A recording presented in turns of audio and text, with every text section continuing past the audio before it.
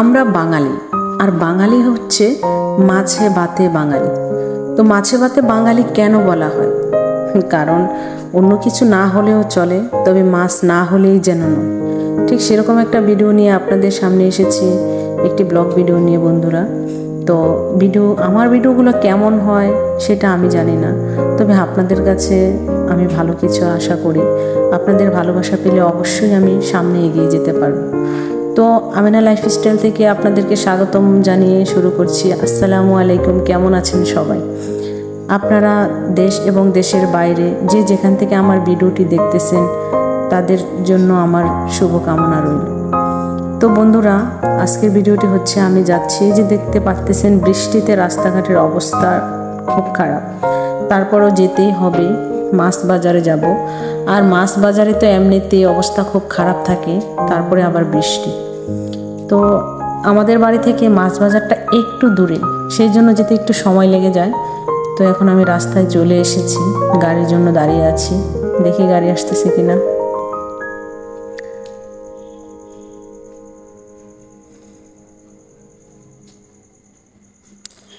বৃষ্টির দিন তো গাড়ি পাওয়া খুবই মুশকিল হয়ে যায়।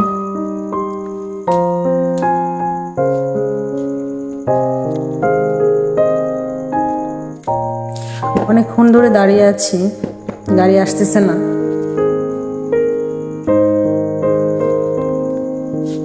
যাই হোক, অবশেষে একটা অটো আসছে, দেখি এটা খালি কিনা। হ্যাঁ, এটা খালি আছে। এটাতে উঠে পড়লাম, যেহেতু এখানে লোক নেই, শুধু আমি একা। তো যাচ্ছি।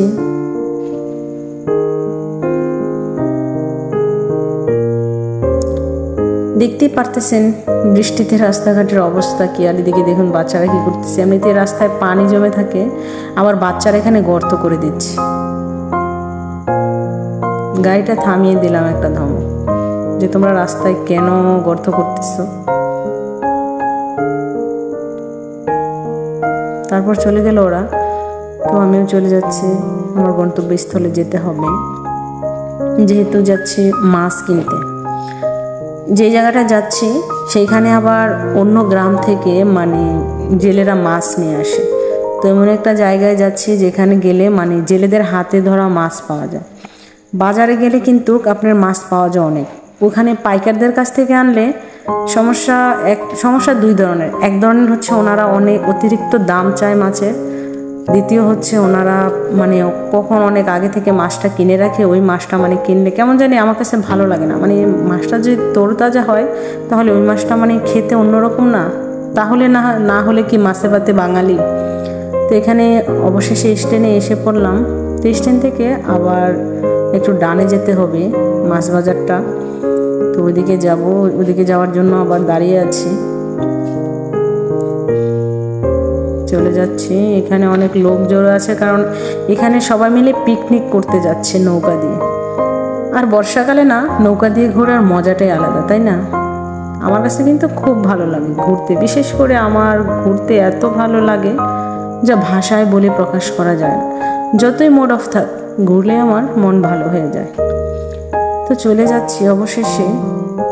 এই তো এসে পড়লাম। এই যে আমি এখানে দাঁড়িয়ে আছি, এখানে দাঁড়িয়ে থাকার তিনটি উদ্দেশ্য। একটি উদ্দেশ্য হলো যে ওই যে দূর গ্রামগুলো দেখছেন, ওদিক থেকে মাছ নিয়ে আসে জেলেরা। তারপর এখানে নদী থেকে ধরা তরুতাজা মাছ নিয়ে আসে। আর বাজারের ভিতরে গেলে অনেক লোক থাকে। এই যে একজন জেলে মাছ নিয়ে আসছে, মাছগুলো একদম লাফাচ্ছে, দেখতেই পাচ্ছেন কি সুন্দর তরুতাজা মাছগুলো। বিশেষ করে চিংড়ি মাছগুলো না আমার সেই পছন্দ হয়েছে। চিংড়ি মাছগুলো নিব, উনি এই মাছগুলা 1200 টাকা দাম চাচ্ছে। তো আমি মাছগুলাকে 400 টাকা বললাম, তো উনি নিয়ে যাচ্ছে, দিবে না মাছগুলা। তো ওনার পিছন পিছন যাচ্ছি, বলতেছি চাচা 450 যদি না হয় আর কিছু বাড়িয়ে দিব, মাছগুলো দিয়ে যান।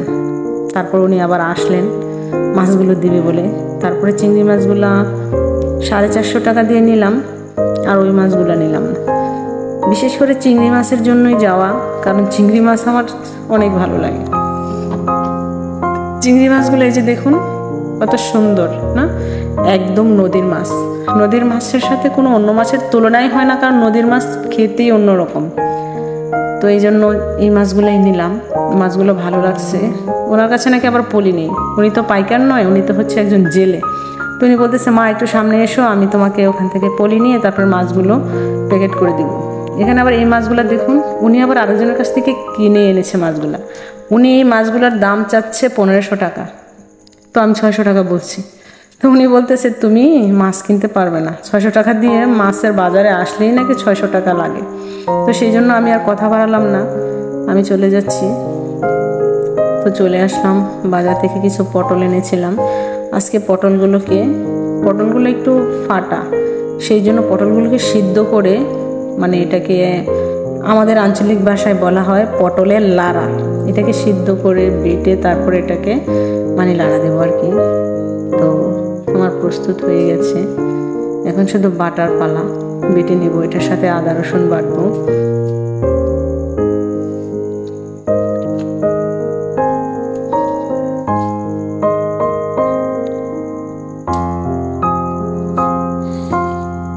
তো বন্ধুরা, আদা রসুনগুলো বেটে নিচ্ছি, যেহেতু আমরা মধ্যবিত্ত ফ্যামিলির মেয়ে বলে কথা, ব্লেন্ড নেই, তো ব্লেন্ড করতে পারি না, ব্লেন্ডার মেশিন নেই বলে। তো এখন হাতে বেটে নিচ্ছি আদা রসুনটা বেটে, তারপর পটলগুলো বেটে নিব। বাড়তে কিন্তু আমার, যেহেতু আমি গ্রামের মেয়ে, আল্লাহর রহমতে কোনো কাজে আমার সমস্যা হয় না, আল্লাহর রহমতে সব কাজই করতে পারি। আমি সবগুলো পটল এভাবে বেটে নিচ্ছি, বাটা হয়ে গেছে আল্লাহর রহমতে, এখন শুধু রান্না করব। তো বন্ধুরা, এই হচ্ছে আমার আজকের মানে পটল সিদ্ধ করে, পটল দিয়ে, মানে এটাকে বলা হয়, আমরা বলি যে পটলের লাড়া। তো এটার সাথে আমি আপনাদের সামনে আসলে তুলে ধরতে ভুলেই গিয়েছি, আমি এটার সাথে চিংড়ি মাছ বেটে নিয়েছি। তো চিংড়ি মাছ বেটে তারপরে এটা দিচ্ছি, তারপরে হচ্ছে আমি দিচ্ছি শুটকি মাছ, তারপরে এটার সাথে অল্প করে আদা রসুন দিয়ে দিচ্ছি, সব কিছুই মশলা দিয়ে। তো বন্ধুরা, আজ এই পর্যন্তই, আবার অন্য কোনো সময় দেখা হবে অন্য নতুন কোনো জায়গায় নতুন কোনো ভিডিও নিয়ে। সেই পর্যন্ত আপনারা ভালো থাকুন, সুস্থ থাকুন, আর আমার চ্যানেলটি সাবস্ক্রাইব করবেন, লাইক করবেন। আর কেমন হলো, মানুষ মাত্রই ভুল হলে অবশ্যই কমেন্টে বলবেন। আর আমার ভিডিওর কোনো বিন্দু পরিমাণ কোনো অংশ যদি আপনাদের কাছে ভালো লাগে তাহলে সেটাও বলবেন। সেই পর্যন্ত ভালো থাকুন, সুস্থ থাকুন।